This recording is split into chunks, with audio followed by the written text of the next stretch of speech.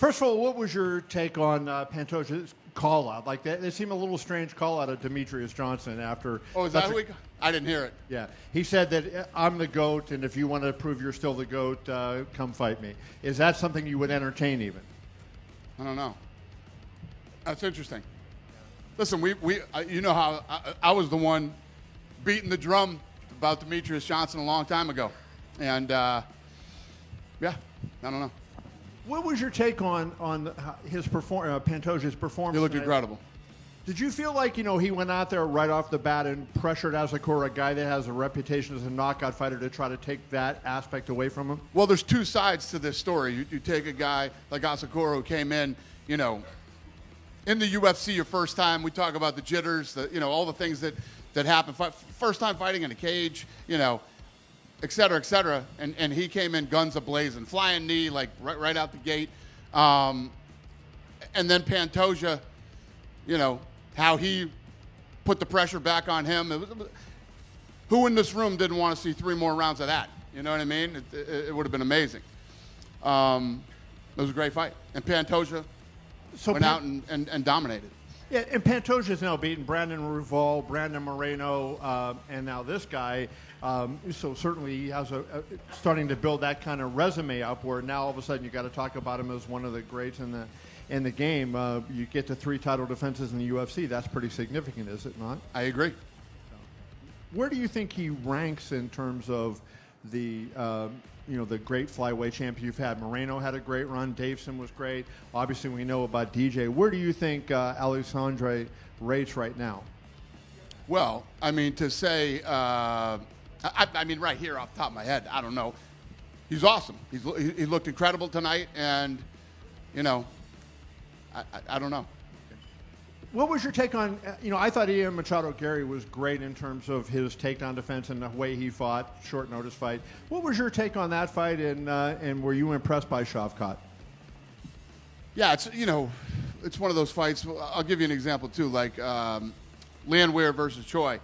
On paper, they go in the middle of the octagon, just start slugging it out, and, sometimes they don't play out the way you think. 15-0 versus 18-0.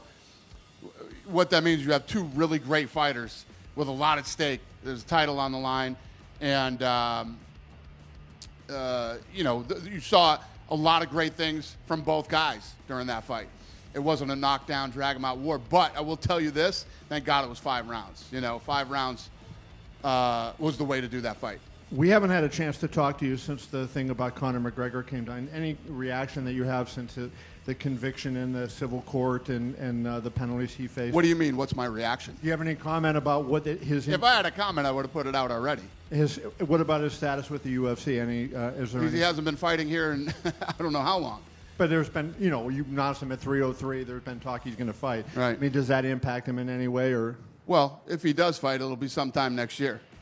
Okay. All right. And then finally, were you PO'd at Marab for something yesterday? You seemed like you were upset about something that was going on at that press conference. Was there something with the heat between the guys that had you? That I was pissed off? Yeah. Were you? No. Oh, okay. I thought the press conference was awesome. Right. I thought the heat between him and Umar was great. So I was not supposed to be in Los Angeles for this fight coming up, for this pay-per-view fight. I have to fly somewhere and do something that is really important, and I'm moving it. I'm going to Los Angeles. That's how pissed off I was. Yeah. Dana, how did you score the Ciryl Gane Volkov fight? I thought Volkov won the fight. Look, I'm not going to try to shit on her particularly, but Adelaide Bird scored it for him, right? This is a name we've heard, but my point really is these judges who've shown bad decisions time and time again, is there anything we can do with the commission to say, like, hey, can they be re-educated, if not new? So here's what happened after that fight. You heard the boos. I went over to Volkov. I apologized to him. I thought he won the fight. And then the head of the commission came over and said, listen, we feel like that second round was really close and, could have gone either way. And both guys got rocked. We thought that, we thought that, what did they think? That I can't remember which one they thought had the worst of it in the second round. But, they were making the argument on why the fight was judged the way it was. I had a problem with the battle fight, too. Do you agree with their argument when you heard them out, or do you still maintain that you think Volkov should have probably got the decision? It doesn't fucking matter what I think. It really doesn't, because at the end of the day, they decide who wins and loses, not us.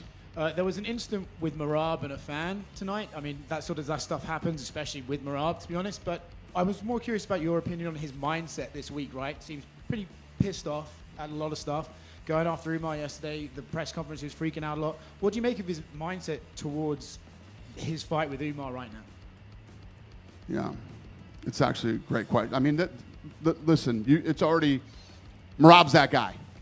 He's that guy. This isn't his first altercation. I don't know if you guys noticed at the press conference yesterday, too. To the right, somebody yelled something. He's in the middle of a conversation. He looked like he's trying to see who said that. Like, what, you're going to run over there and you're going to fight this guy, too? It's just, it's the way he is. He's built that way. And I don't know if you saw, but he wasn't sitting in the regular fighter section. We had to move him over. I had to move the other two guys over at our table. It's, you know, we try to diffuse this stuff before it happens, and tonight we had a good game plan. I didn't think he'd get into a fight walking out with Aljamain, but... Do you think there's a chance he's kind of intimidated by this Umar fight, though, right? He seems to really not want this fight, or doesn't feel like Umar deserves it. Do you think there's some mind games going on here, or do you think Umar might be in his head? Listen, I don't think that any of these guys are afraid of anybody. I'm sure there's certain guys they'd rather wait to fight, and, you know, they all have their reasons or whatever, but to say that Merab's fighting people in the fucking stands, okay? Merab would get in a fight in the middle of the fighter section. That's why we moved him over to the left. So I wouldn't say that any of these guys are afraid of anybody or any fight. But, you know, fighters are a paranoid bunch. You know, there's always some conspiracy against them, whether it's us or other people. Or we make fights that people want to see. They win or lose the fights on their own. But they are conspiracy theory. They always think that somebody is against them. And maybe that's what they need to do to have that mental thing to go out and do what they do. Speaking of conspiracy theorists, did you tell Bryce Mitchell fuck seatbelts after his fight? Yeah. He said, I love you. This is the only organization that lets us speak our mind and be who we are and everything else. And I said, fuck seatbelts, buddy. Last one from me. Kevin sort of went through the list of guys that Pantoja has beaten in this division. Mm-hmm. Considering he's beaten a lot of them, do you think Kai Kara-France makes the most sense for him because that's the one guy he hasn't beaten twice already? I don't know. We'll see. Dana, right back here. Yep. Go ahead. Let this guy. Go ahead. I was going to say, that's not the first time that's happened with Merab. Is there anything you guys do or can do to prevent that? Are there any repercussions? Or He's my mini Strickland without the mouth. What do you do? Let him buy the pay-per-view, I guess. I mean, I don't know. You can't keep fighting with fucking fans. It's going to cost you a lot. You can do it. It's going to cost you a lot of money, right? And, you know, I don't know. Listen, man, I say it all the time. We're in the fucking fight business. This happens. We got to deal with it. Tonight we tried. I took Islam. We took Islam and we took, Poirier. Not Poirier. You know what the fuck I'm talking about. I don't, but you do. Took them out, put them at the table, moved Merab over to the other side, had Umar and his crew over in the middle, and we still had problems. We still couldn't, you know. We do our best. I didn't even know Nate Diaz was coming yesterday, threw a water bottle at Islam, I don't know why. But listen, if you guys knew fucking this much of what goes on behind the scenes, you would wonder why we do this for a living. How close was Hamzat to getting the title shot against DDP in Australia? How close was it? Yeah. I mean, guys, what are you fucking, is this tonight's stupid question night? How close was he to getting? I'm asking you because after his win against Robert Whittaker, you said he might be next, right? So Right. I was just. He's not next. Gotcha. How close was he? I don't know. I mean, we sit in a room every Tuesday and we pick fights. Was he in the conversation too? He's always in the conversation. Yes. You know, like, you've always had a good relationship with Saki Gabara, obviously. Mm-hmm. You know, putting this fight together with Kai, a big deal with him. I'm curious, is there any possibility now of maybe bringing over other possible champions from their organization, the UFC you've been talking about? Yeah, I would. You know, we did it tonight. He had a good performance. I would love to do it. And obviously, you know, having these up and coming.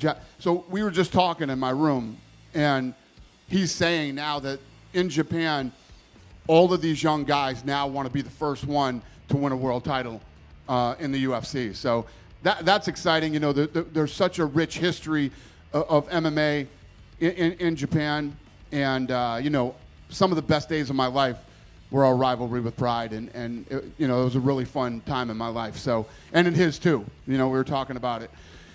So the answer is yes to all of that. And I'd love to go do a fight night there too.